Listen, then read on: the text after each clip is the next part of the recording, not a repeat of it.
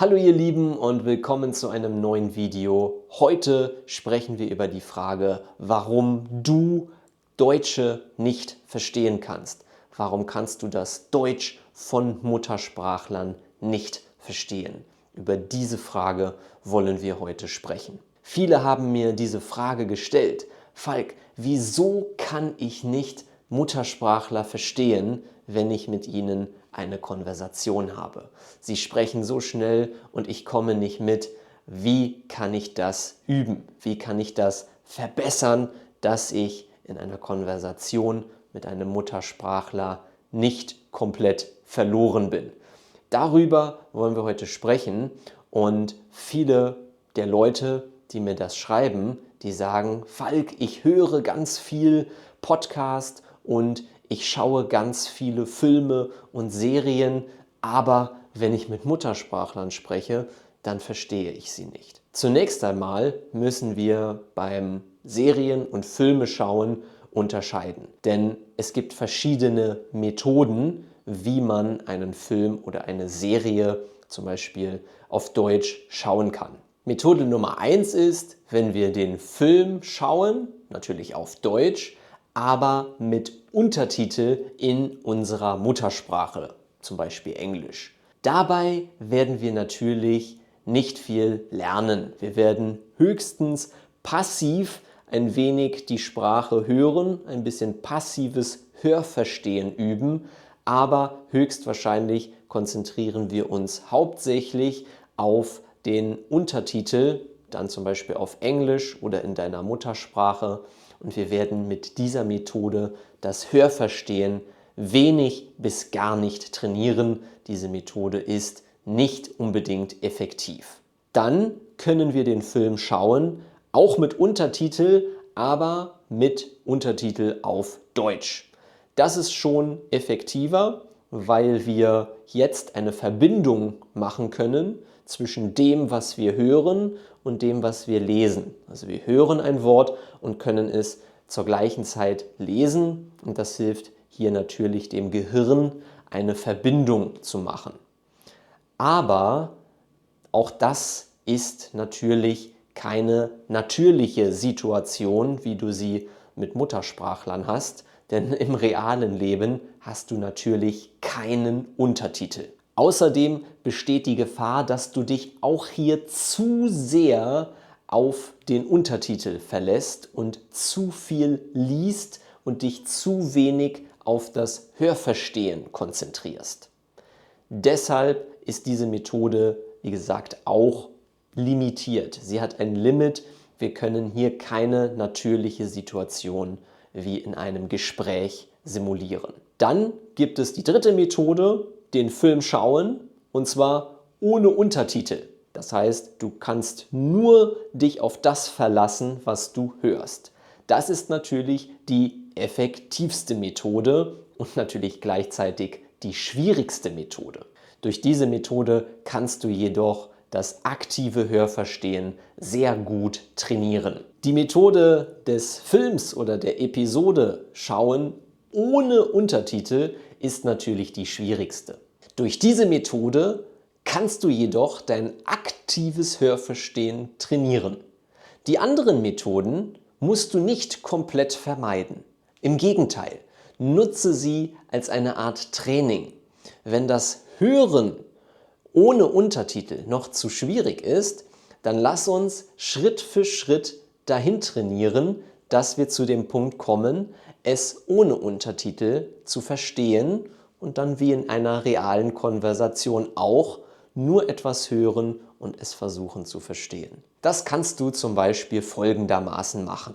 Schaue die Episode zunächst mit dem Untertitel in deiner Muttersprache. Oder schaue die Episode sogar in deiner Muttersprache. Es geht erstmal nur darum, den Inhalt der Episode zu verstehen. Dass du weißt, worum es geht, wer in der Episode ist, was gemacht wird, wieso etwas gemacht wird und so weiter. Beim zweiten Mal, jetzt hast du ja schon alles verstanden, verwendest du deutschen Untertitel. Du schaust die Episode noch einmal mit deutschem Untertitel. Du kannst also den Wörtern folgen und wirst dich vielleicht nicht 100% nur auf den Untertitel fokussieren, weil du ja schon weißt, was passiert ist. So, und jetzt schauen wir die Episode noch ein drittes Mal, dieses Mal aber komplett ohne Untertitel. Das heißt, wir können uns nur auf unser Gehör verlassen und trainieren aktiv unser Hörverstehen. Das Ganze wird dir jetzt viel leichter fallen, weil wir ja den Inhalt schon kennen und weil wir die Episode schon zweimal gesehen bzw. gehört haben. Das ist also ein fantastisches Training, um dein Hörverstehen Schritt für Schritt zu verbessern. Das würde ich dir aber nur mit kurzen Episoden empfehlen.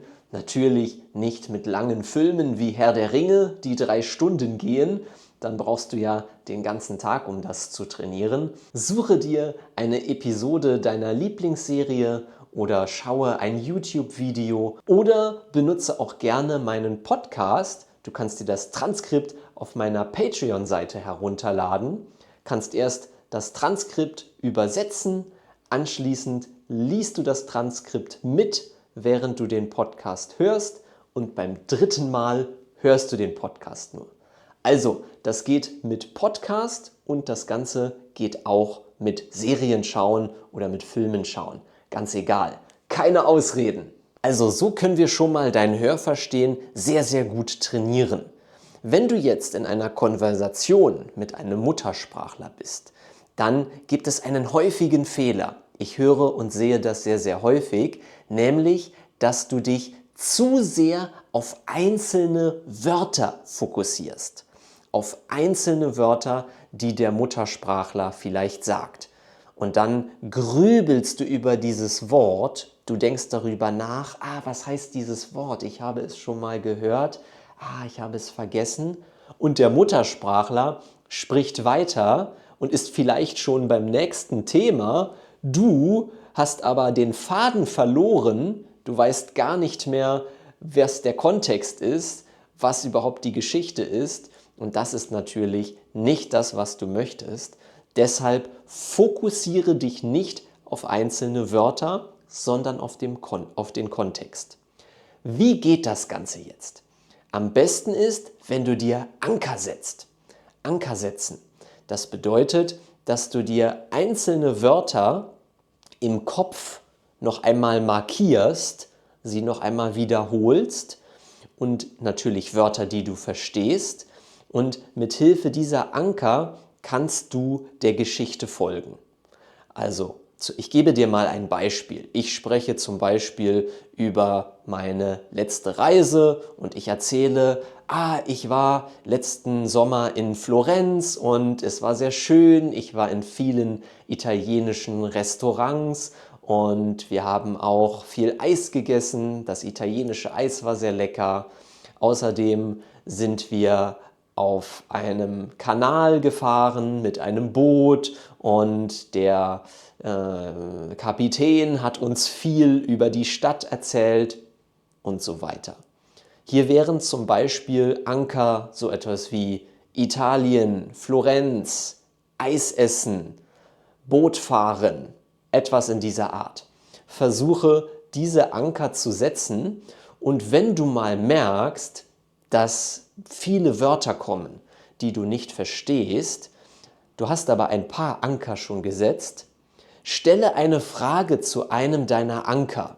Zum Beispiel, in meinem Beispiel, okay Falk, du warst auf einem Boot, was war das für ein Boot? Oder wie lange war die Bootsfahrt? Dann werde ich dir mehr Details natürlich über die Bootsfahrt erzählen und du hast die Chance, noch mehr Anker zu bekommen, weil ich dir jetzt wieder spezifische Wörter gebe, mehr Wörter zu diesem einen Detail. Du hast es vielleicht vorher nicht so gut verstanden, aber vielleicht wiederhole ich einige Dinge in anderen Worten und ich erzähle mehr. Du hast also viel bessere Chancen, dieses Mal noch mehr Anker setzen zu können und den Kontext noch besser zu verstehen. Frage natürlich nicht die ganze Zeit, kannst du das nochmal sagen, das verstehe ich nicht.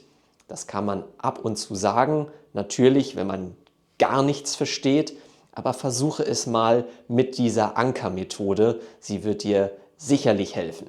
Den letzten Tipp, den ich dir noch geben kann, ist natürlich, dich so viel wie möglich in die Situation einer Konversation mit einem Muttersprachler zu begeben. Denn Learning by Doing, das heißt, je öfter du mit Muttersprachlern sprichst, desto mehr wirst du dich daran gewöhnen, desto mehr wirst du Wörter verstehen, die Muttersprachler benutzen, Redewendungen, Abkürzungen, und du wirst dich auch langsam an das Tempo gewöhnen. Wenn du keinen Muttersprachler hast, mit dem du sprechen kannst, schau einfach im Internet zum Beispiel nach einem Tandempartner, mit dem du sprechen kannst, oder suche dir einen Online-Lehrer, der dir beim Sprechen und Hörverstehen helfen kann. Ich zum Beispiel kann dir auch sehr gerne dabei helfen, wenn du Lust hast, mit mir zu lernen, mit mir dein Hörverstehen zu verbessern, dann schau mal in die Videobeschreibung. Da findest du meine Calendly-Seite. Dort kannst du einen Unterricht mit mir buchen. Und mit einem Muttersprachler hast du natürlich den Vorteil, wenn du mit ihm übst, dass du ihm sagen kannst, zum Beispiel zu mir, Falk, es ist ein bisschen zu schnell, können wir ein bisschen langsamer sprechen? Und ich werde natürlich immer mein Sprachniveau an deines ein bisschen anpassen, nicht komplett, sondern immer so, dass es ein bisschen herausfordernd ist, immer so, dass du dich ein bisschen verbessern kannst, Schritt für Schritt, und dass du dich selbstbewusster fühlst im Gespräch mit Muttersprachlern und dann hoffentlich das Ganze draußen anwendest, wenn du mit anderen Muttersprachlern in einer natürlichen Konversation bist. Also schreib mir gerne, wenn du Hilfe brauchst.